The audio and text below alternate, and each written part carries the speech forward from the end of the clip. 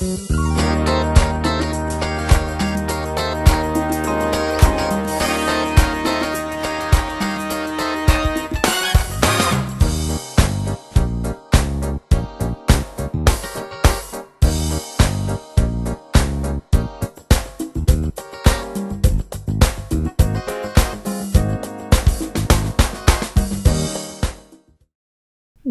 to The Village Voice, our podcast, episode 2.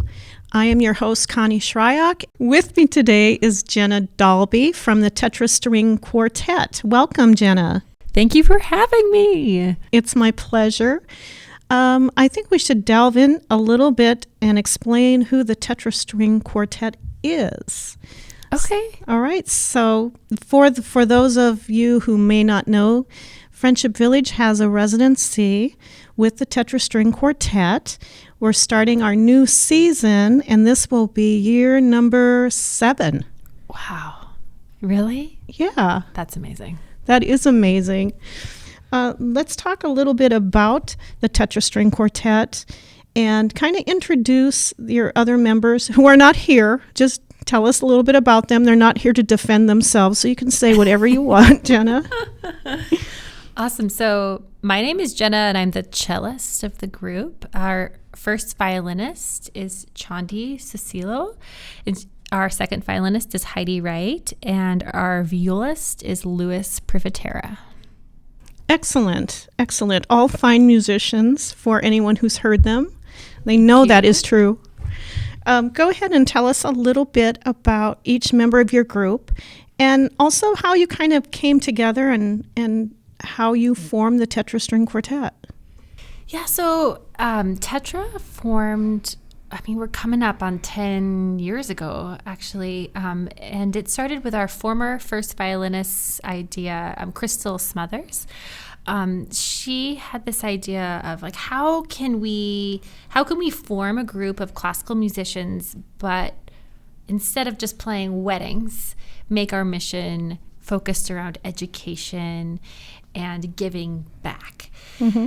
So she started reading a lot of books and talked to Louis and was like, hey, Louis, do you want to move back? He was living in Maryland at the time and said, do you want to move back? And I have this idea to start this group. And then they got me on board and we talked to Heidi and Louis moved back to Arizona and we started rehearsing and building our mission in the community. So this was in 2010, I believe. And from then it started as this idea, and then we started just playing for free anywhere that we could play just to build our name. And then we started developing educational programs and decided to become a nonprofit. And we started choosing partners in the community to work with. Some of our most notable programs now our Azure Family Concert Series, which is dedicated to children on the autism spectrum and their families. So this series is a safe place where all behaviors are welcome. So if you are sensitive to sound, you can wear your headphones. If you need to move around or dance while we play, all of these things are not only accepted but encouraged. So we do that, and we play for youth at juvenile detention centers. So we believe that they're members of our community. These are young people that are going to re-enter our community, and we want to tell them that they're important to us. And so we do programs there, and then I could go on and on. We work with we have a partnership in Tempe, actually, with Tempe High School, McClintock High School, and Marcus Deniza High School, where we teach chamber music in their classrooms and secretly put in some life skills there. And they don't even have a clue. And they don't know. Yeah. We love using this idea of chamber music, because chamber music is only, like in our string quartet, that's only 4 people. So it is this nice like metaphor for society. Like we have to be flexible. We have to listen to one another. We have to learn how to lead and have our own voice, but also how to unify our voices. So in that program, it's really powerful to not only teach the kids to be great chamber musicians, but to teach them like how to rehearse in a way that they can be productive, but also be kind and empathetic. That's a skill badly needed. Yeah, really, it really is. So it's been, I think we're in our 6th or 7th year of that as well. So it's been really wonderful to watch it grow. And this is actually the first year where we've invited McClintock High School. So we're really excited to work with the kids there. That's great. As well. But yeah, so we have lots of different programs in the community. And I don't know if this is kind of top secret. Do you think I should go for it? I will not tell a soul. We are, this is our, maybe the first public place any of us has said this, but we're starting the Tetra Chamber Music Institute next year. Wowzers. Yeah, we're really excited. So it's going to be an after-school program teaching chamber music. We have a summer program where we do this, but this will be our first time doing it during the year. So this year we have a pilot program where we have 4 groups that, we're driving to them or they're coming to us. But we're really, really pumped to see where this will go and figuring out all the logistical details. But that's very exciting. Yeah. Where is that going to be held? I'll need to get back to you. we don't know yet, is what that means. Yeah, we're in talks. We are in a conversation with a church right now, and it's going well. But we are looking for the right partner because we just need a lot of rooms. Right. So finding the right community to work with, and also a church that believes in the mission of our program. And as you know, musicians don't make a ton of money, so we can't afford to pay large facility fees. So right.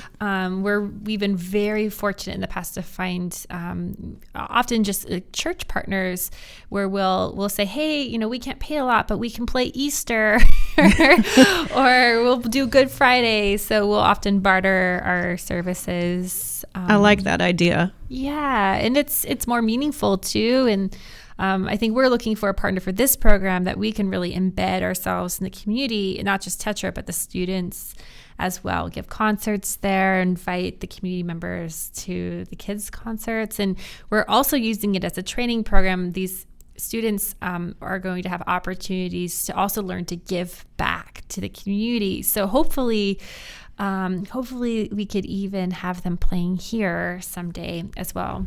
Oh, I'm open to that. That sounds fantastic. Awesome. We love kids. Yay. Okay, we'll have to talk later. Yeah, we'll talk about that. Let's talk a little bit about the residency you have here at Friendship Village. Great. And when we first met about this, actually, I think it was in this room. So from our very secret hideaway recording studio, this is where we discussed that for the first time. And that was way back in 2013. And for the first year, we didn't really plan for that. And the foundation, the Friendship Village Foundation, stepped in and gave us money to get us through that first year. Yeah. And if you explain a little bit to some of the people who are not aware, just how expansive it is within the village. Yeah. Oh, and just a little bit of background. I think we first approached you about creating this residency because we, as a quartet, we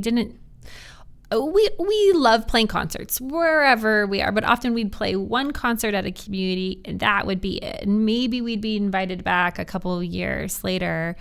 But we wanted to start building longer term relationships where we could have all of these experiences together or curate programs based on what the residents wanted in the community. So that's where this idea came to play. I think we started did we start with 4 concerts? Has it always been 4 concerts? It's always been 4, yeah. Yeah. I mean, that's been really fun. And I think right away, did we have these our additional concerts? Yes. So we also play at Memory Care, the Healthcare Center, and Nunning Camp 4 times a year. So every program that a resident sees at SCRM, that same program is happening. Maybe a slightly shorter version of it is happening in those 3 other locations as well. At Memory Care, sometimes we throw in a few extra tunes that we know that those residents will especially love to sing to. We have a couple friends there. We have sometimes our friend who's an opera singer will come, and she loves singing The Sound of Music. So we'll play something special for her. But for us, those performances are super meaningful because these are residents that can't always come to our main stage performances. So we're really, really grateful for your support to do that. I don't know of many other places in the country where that's happening with this much frequency. So we're super grateful, and we have fun doing it. We're very fortunate that we're able to do that. And it's been a great enhancement to our programs across the village. Awesome. So, mutual admiration time. Let's get updates a little bit on what everybody's up to. Yeah. Let's see. Who should I start with? Okay. I'll start with, so Lewis, our violist, and I. So we took our families to Disneyland this weekend. I'm so jealous. Yeah, it was really great. It was awesome. So I have a daughter, and she's 13 months old, and this was her first time to Disney, and she hadn't really been to anything like this before. And Lewis loves Disneyland. I know everybody loves Disneyland, but Lewis and actually Heidi, our second violinist, they could draw you a map of Disneyland. They're hardcore. Super hardcore. Fans. They know where all the good food is, and every ride, and history. So that's what Lewis and I did recently. And in general, Lewis is doing really great.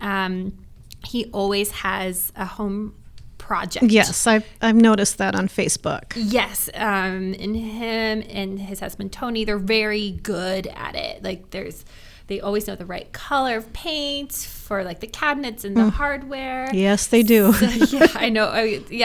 My husband and I always call them. We're like, what should we do? We don't know. So they recently got new cabinets in their kitchen. Maybe I can get you a picture. I would like to see that. Yeah, it looks very great. And then Heidi has had a lot of really cool trips this year too.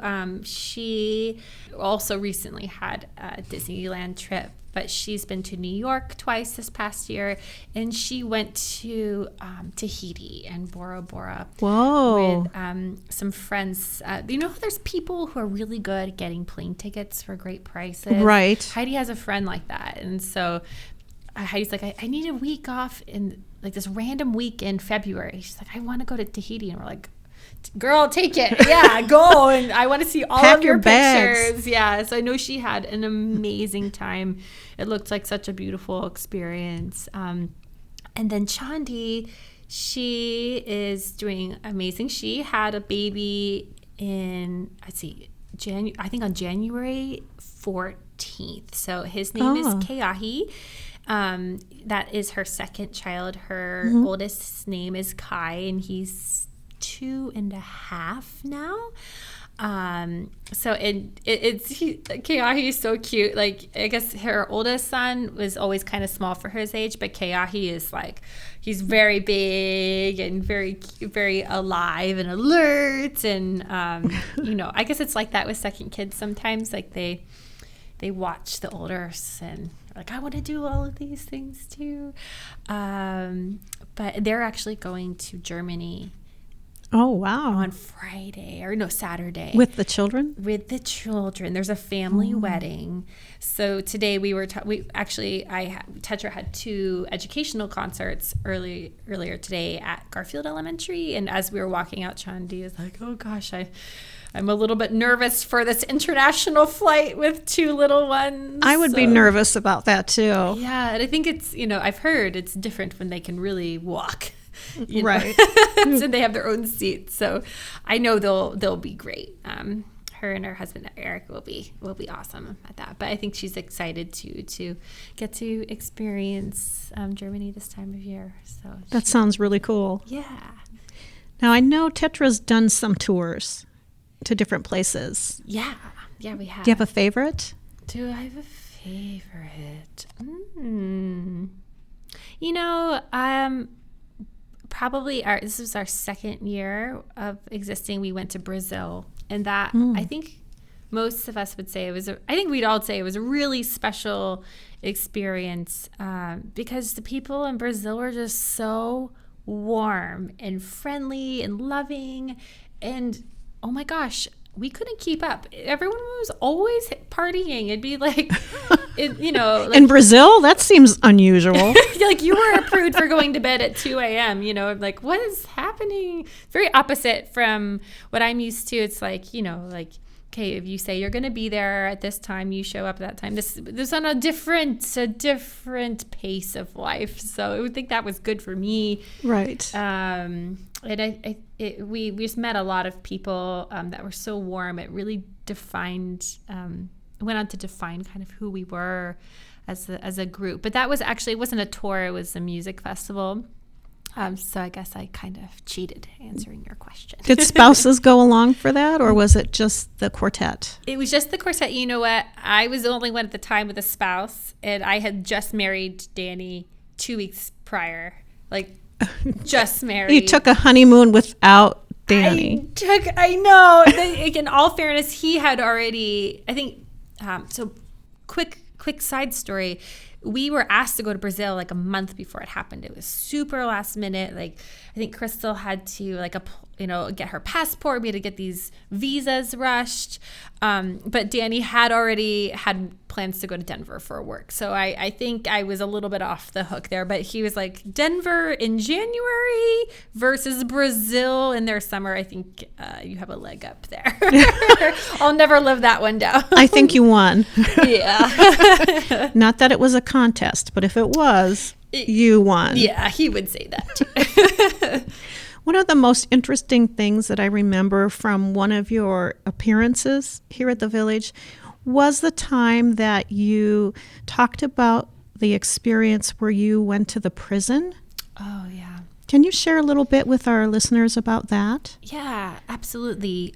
So that was on the music. We applied for this thing called the Music Bus Tour. This, again, was in 2011. And basically, this was a nonprofit that was giving experience to young groups on how to perform for the community. So again, kind of community-based focus. And they took us to a prison in Cleveland, Texas, where there was a program called PEP, which is the Prisoner Entrepreneurship Program. So this in this program, they taught the men that were there like life skills basically, and like how to start their own businesses. A lot of the people who are there are very intelligent, but they need help understanding like how to harness their talents.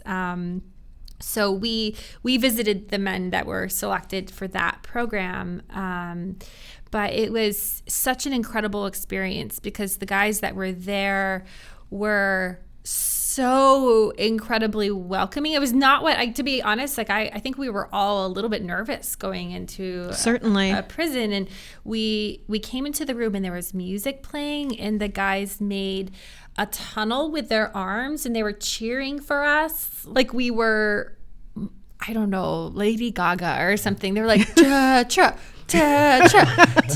and it was a big room of people, and we're like, wait, did we just turn into Elton John? Like what's happening? But they were so engaged. I mean, a lot of the men that were there came up to us afterwards and said, I hadn't heard live performance in 10, 15 years. That was so special. And we had a long question and answer with them. And I think all of us were pretty choked up at one time or another.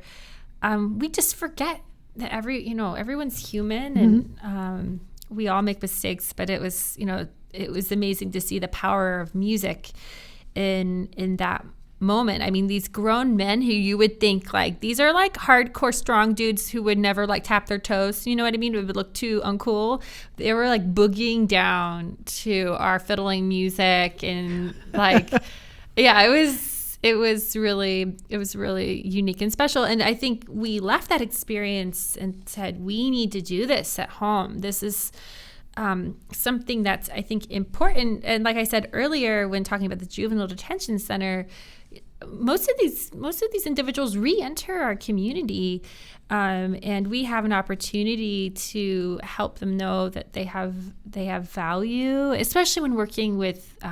We chose to work with kids that were in the system, and we work with kids in detention, which means these are kids that are like in between places. Like maybe not yet set with like a foster care parent, or they are waiting to be tried. But what we've learned, a lot of these young people, like in the time they're in the detention center, like they have never learned how to brush their teeth, or they don't know what deodorant is. So a lot of times these are the kids very basic things, right? Like they've ended up in this position because there were some basic fundamental things that they weren't given, or love they haven't received. So one of the questions that we always get when we're there is, why would you come here? And we always answer that question very seriously. It's like, you are our community. We care about you. I think a lot of these kids just need to hear that. So anyway, it's funny to think when we go in there, we play Harry Potter or Star Wars or something, but we talk to them about these same life skills that I was mentioning with the Tempe residency. We play things that we say, okay, in this we're talking about how do we communicate? Like, how can you communicate with your body language? Is a lot. This is something, again, that especially kids, like they know how to give some serious side eye, Connie. Yeah. Yeah. Oh, I can give side eye too.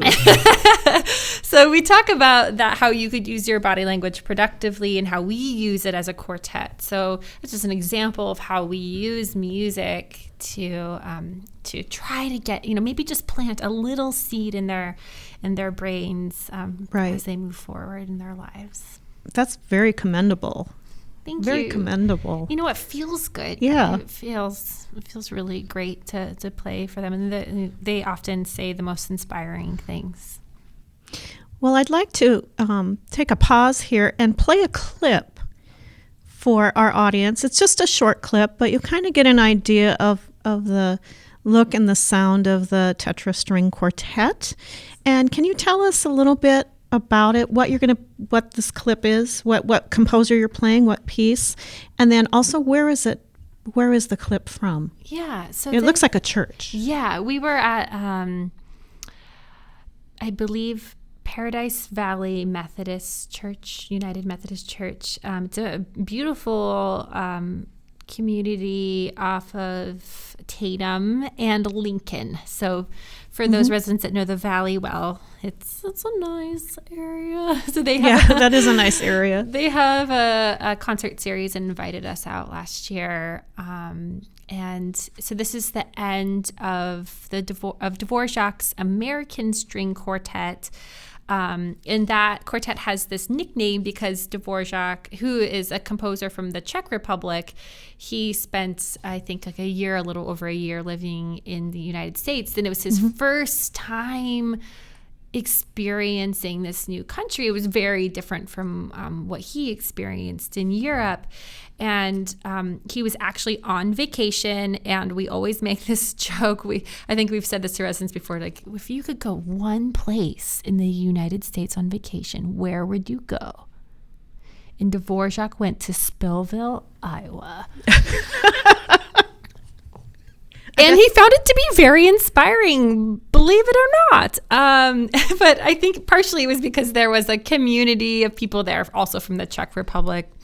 But and I guess there's a museum there about Dvorak. But he wrote the American String Quartet. Also, maybe some residents are familiar with the New World Symphony. Sure. So his time in the U.S. Inspired a lot of music. So this is the last movement, the very end of the last movement of that string quartet. And a little fun fact about Dvorak is he really loved transportation. He loved watching steamboats and riding trains and watching trains. So we tell kids when we work on this or we play this piece for them to imagine the beginning of this piece goes yum ba-dum bum dum bum ba-dum bum bum, to imagine the train moving and the wheels of the train starting to speed up. Oh, that's exciting. Well, let's give a listen. Yes.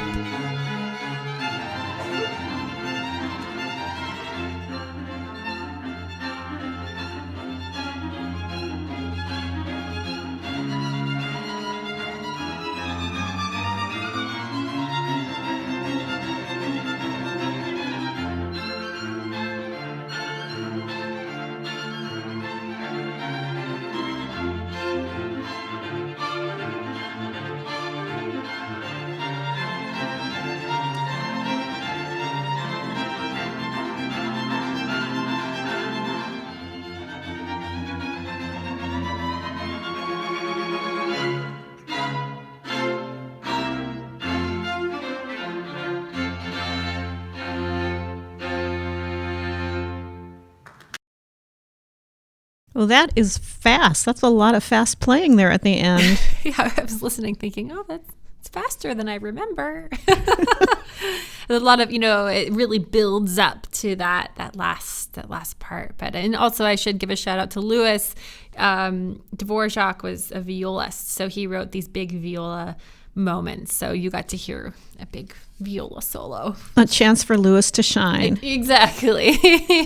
Speaking of Louis, I remember a time at a holiday-themed concert where he put tap shoes on and did a little tap number. That is correct. Oh, please tell me that's going to come back sometime. Well, you know what? I'll have to tell him we talked about that today because I believe he still has your tabletop that he tap danced on. Yeah, he does, and that's okay. I don't need it back. So I'd rather it got some good use out of it. Well, it started because Heidi tap danced in a concert, and I think he was always pushing her to do it, even when she was, there wouldn't be that many people there or something. So her payback was making him do it the next year, and he didn't know how to tap dance, so she took her time and taught him how to tap dance. And he, instead of having a cane, he had a candy cane. Oh, that's right. Yeah. It was a Santa hat. Did he have a Santa hat on? Oh, yeah, he had a Santa hat. I wish I had this on video. I could send to you. But I'll talk to them. I don't know. It's not planned for this season, but we'll have to talk about bringing that back for sure. The crowd went wild, as I recall. They did. You must give the public what they want, Louis. You must give the public what they want. Oh, I'm gonna get in such trouble for this. That's okay. That's okay. You won't get in too much trouble. Let's talk a little bit about the upcoming season that you have for 2019, 2020. 2020, wow. It's coming so soon. It is. So the first one that you're going to be doing for us in the SCRM is on Friday, October 25th. So what's planned for that? Those residents that know Tetra know that we love Halloween. So we like to throw in something that's a little bit of the time of year. So there's a Haydn string quartet called The Rider, and the last movement is kind of spooky and energetic. It's like you could hear the clop, clop, clop, clop, clop, clop of the horses. At least that's what I imagine. So we're going to play that to start, and then we're going to play Shostakovich string quartet and his third string quartet. And Shostakovich is a Russian composer. So definitely this is like the heavy part of your meal. We're starting off with like a light amuse bouche, this lovely little splash of flavor, and then we're like giving you meat and potatoes Very Russian. Nothing green on your plate. Is there cabbage? There's probably some cabbage in your Probably. Yeah. But it's actually it's a beautiful piece, and there's a lot of historical context to it that the residents will learn about when they come to the concert.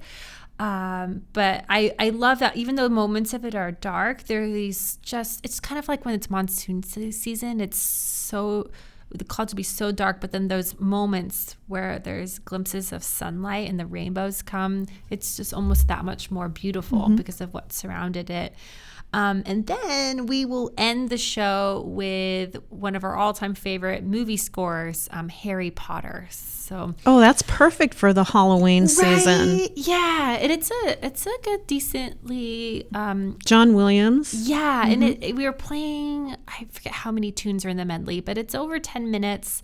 Definitely all the ones you're hoping to hear are in there. And Lewis knows this movie like the back of his hand. So I'm not the least bit surprised. Right. And so if you're wondering what's happening when in the pieces we're playing, he can tell you which movie it's from.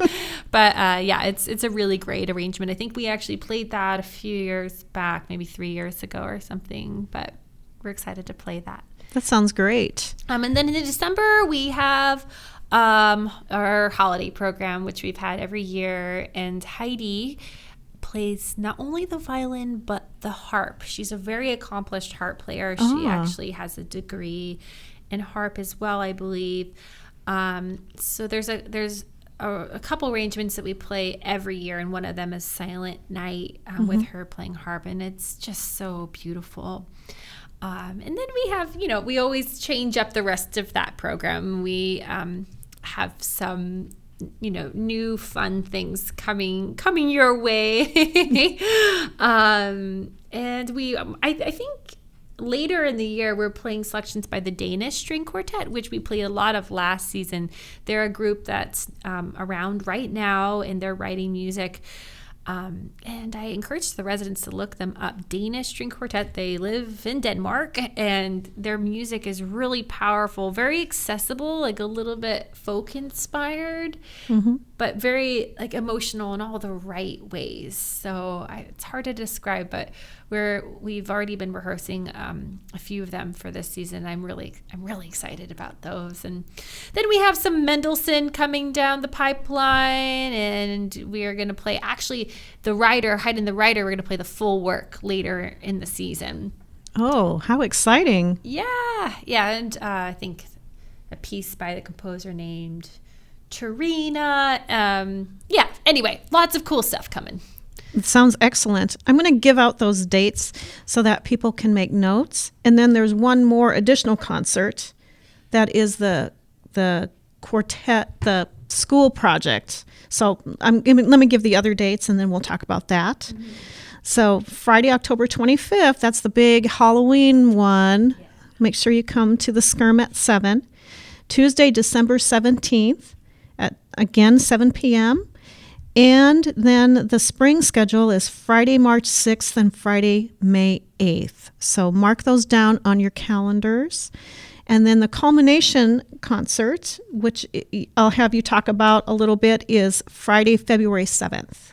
Awesome. Yeah, that I've kind of gone all over the place with the projects Tetra does, but that's our Tempe residency at Tempe High, Marcos Deniza, and McClintock High School. So we work with so many kids. I think one year we tried to bring everybody, and we almost exploded Skirm. Yeah, so, it doesn't take much to explode Skirm. There's so many kids. So what we did for last year's performance is we choose a few groups from each school to participate and have an awesome concert for your residents. And again, it's super meaningful. We could just have them play for their parents, but they are really excited to get to play for community members. And then usually there's someone from one of the mariachi groups at either school, so there's a lot of diversity in the repertoire that's there. And then we end the show by playing a tune all together, like a fiddle tune or something like that, that we teach all of the kids that are involved in the residency.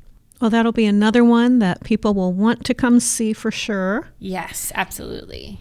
Now, Jenna, as we're wrapping up today, there is one thing that we started with our first podcast episode, and it is something we call the big question. Uh-oh. Okay. So I'm going to set the scene for you. Okay. Let's pretend there's a catastrophic event about to occur. All right? And so you are going to have to enter a bunker for a period of time. We don't know how long. It could be a short period of time or it could be a long period of time. You don't have to say who you're going to take with you. You can keep that one to yourself. But you're only going to be able to take either 3 pieces of sheet music or 3 recordings of music of any genre that you want. So what 3 pieces of music are going into Jenna's bunker? Oh, that's really hard. God. I know. That's why it's the big question. Well, I know one for sure. And this is going to sound so cliche coming from someone who plays the cello, but one of the most famous composers for cello is Johann Sebastian Bach, and he wrote the Bach suites. There's 6 suites. And I love this recording by the cellist Truls Mork. And I'd probably take the Sarabande movement from the first suite. It's so beautiful and joyful but haunting, and I take that. Okay, that's one. That one gives you the feels. It gives obviously. me the feels. I always cry when I listen to it, cry when I play it to pull myself together. Okay, but then I love Ella Fitzgerald, the jazz singer. I do too. That's who my husband and I named my daughter after. And then we realized Ella's actually a really popular name, but we had already picked it. So anyway, I would take Our Love Is Here to Stay by Ella Fitzgerald. It's my daughter's lullaby. I sing it to her every night. That's beautiful. Do you sound like Ella I Fitzgerald? don't sound like Ella Fitzgerald, especially when my husband and I sing together. Yeah. How sweet. Yeah. I don't know if you'd say that if you heard it, but it's precious to us. Yeah. But we're not the best singers. And then I think I need something like a little bit more upbeat. I was going to say Aretha Franklin, but that's maybe kind of close to Ella Fitzgerald. Well, I don't know. Maybe it's been my gut instinct. Like Respect or something like that? Something like that. I love Respect. My daughter and I have been listening a lot to Another One Bites the Dust by Queen. For some reason, she loves that song so much, and she bounces. So assuming I'm taking, of course, I would take her to the bunker. So maybe I'd take...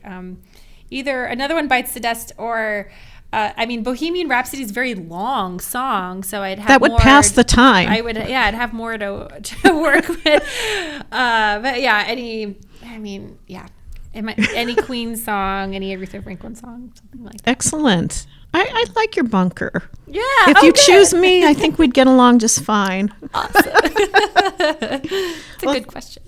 Thank you, Jenna, for being with us today. It was our pleasure to have you here. And we wish you all the best for the upcoming season, and remind residents to keep your eye on the Villager and be reminded about these special events coming up. Once again, thank you for listening. The Village Voice is a production of Friendship Village of Tempe. Thank you to our sound engineer, Paul Nastev, and again to Jenna for being with us today. Thanks so much for having me, Connie and Paul. This was really fun.